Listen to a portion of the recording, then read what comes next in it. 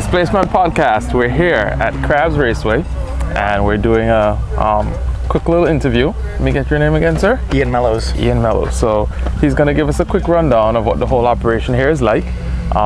So yeah, tell us a little bit about yourself and what we're doing here at Crabs Raceway. Well, we're racing all-wheel drive Subarus.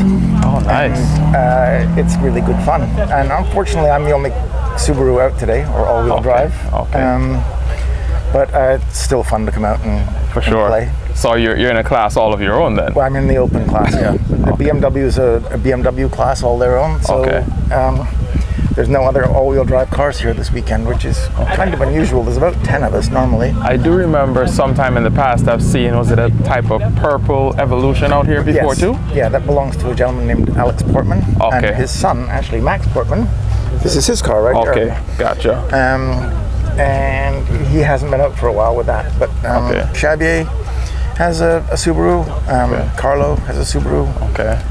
Carl Belizaire, does he still? He hasn't been back to the track since he rolled it, I don't think. Okay. Because he had a big rollover. And I did remember seeing some footage of that. It was quite spectacular, really. But luckily you guys are on top of safety, because I think nearly everything here has a roll cage and has to meet all the safety requirements, right? Everything has to meet FIA standard. Good. So our suits are all fully FIA. Sweet. Helmet, hands device, gloves, everything. Nice. And the roll cage must be into FIA spec. Good. And you guys do both rally sprint and rally cross, right? Yes, we did rally sprint yesterday and rally cross today. Okay, all right, good deal. Rally sprint, there's only 2 cars on the track at the same time. Okay. So, and we're on separate tracks basically. So even though you start side by side, you don't really see each other till the finish. Yeah. And you cross over from inside to outside and inside to outside. Gotcha. So 4 laps makes 2 complete circuits. Okay. Sorry. 4 laps is actually 2 laps. Okay, because it's one outside, one inside, which makes one. Which makes and then one. the same thing. Yep. Okay, gotcha. So it's a little bit funny, but yeah. Okay, nice. So. And you guys do this every weekend? No, it's scheduled out throughout the year. But we practice every Thursday and Saturday. Well, not every Thursday, but some Thursdays and most Saturdays. Okay. So good. But I imagine the 4-wheel drive is a lot quicker than the others on the takeoff and the handling. Well, the thing is, I have launch control. Okay. In the car, it has this particular car has a Haltech engine management system. Okay. And a Haltech dashboard. Nice. Which is kind of unique. Everything programmable, basically. Everything's programmable, but all the instruments are literally right in front of my face. But it's it's really very nice to have.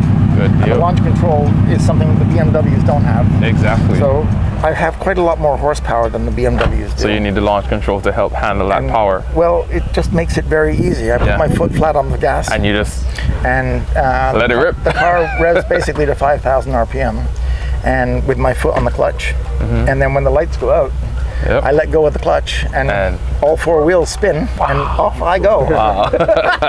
The feeling, just describing that, it must be amazing. It is an amazing feeling.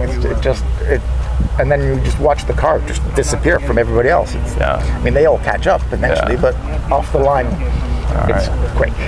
This will be great. This is an excellent sport right now to get into. Just thinking about it, Well, it's just a lot of fun. We have a bunch of good guys here and girls.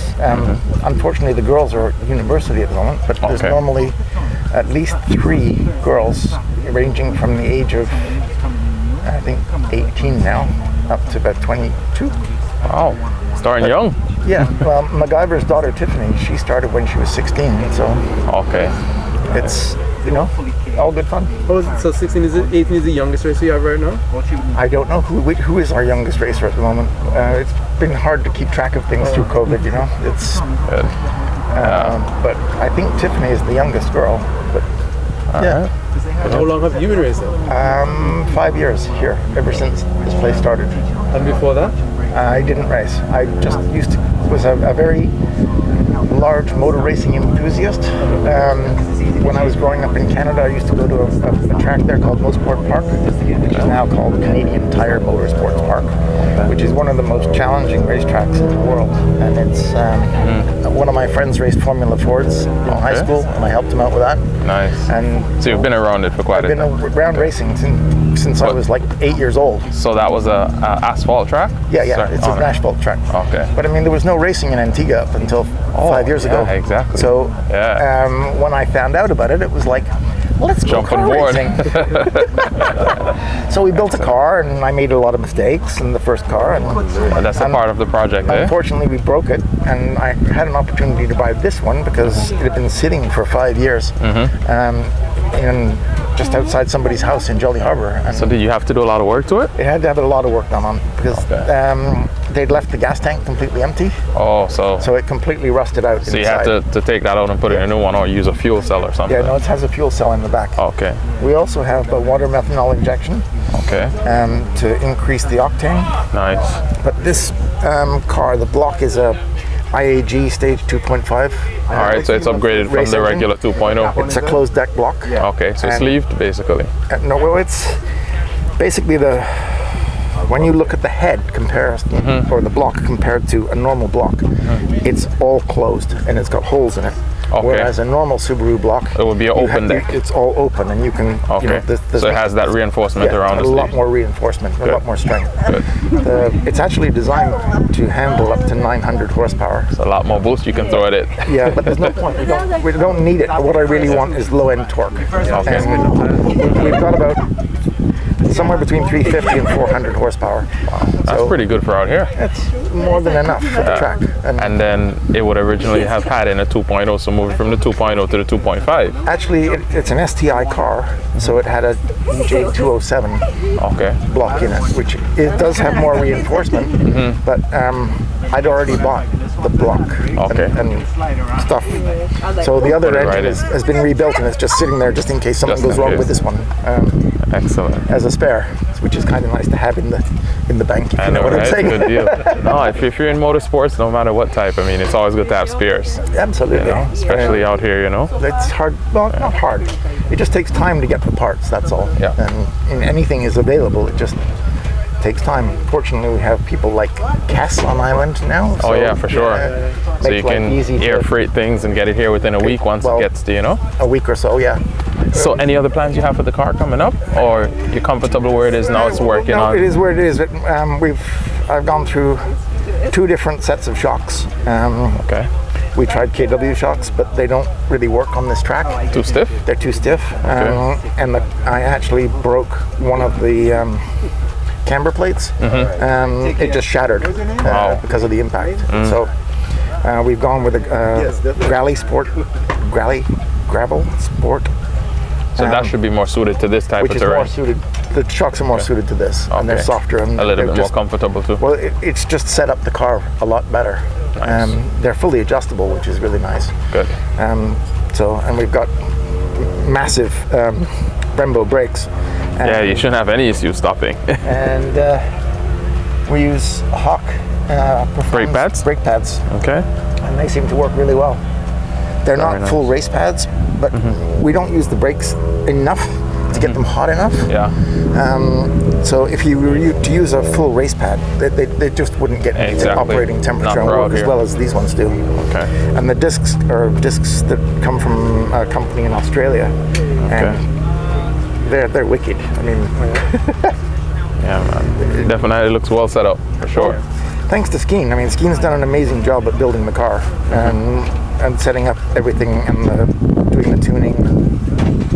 He is definitely excellent. What we need. There's not much room there. Nice. But the intercooler upgraded in a cooler comes from a company called Process West, also from Australia. Nice. And this is the water methanol boost injection. All right. Sweet. That has a fuel pressure regulator. Aftermarket setup. We've got an oil cap in here, oil separator. Yeah, catch can. Upgraded radiator. Yes. These guys are amazing. CSF radiators in California. I tried a Michimoto one and it just didn't work. And after 2 weeks of testing, we found a leak right underneath here. It's like brand new. So you got rid of that one and got this one. And got this and it's just solved. We've also got two 1800 CFM fans, cooling fans. So that really helps to keep it cool. It really does. And it's a thick core too. So. It is. And we had to upgrade the alternator to a 200 amp alternator to keep enough power, because when those fans come on, they're literally sucking the batteries down. So, yeah, and the battery's in the trunk as well to help move a little bit of weight from up here to back there. And the water methanol is back there as well. Good deal. So, yeah, it's a little dusty, unfortunately, on the track all day. Hey, that's what it is, man. That's a good sign. It's going to come off the track. It's doing what it's supposed to do. Absolutely.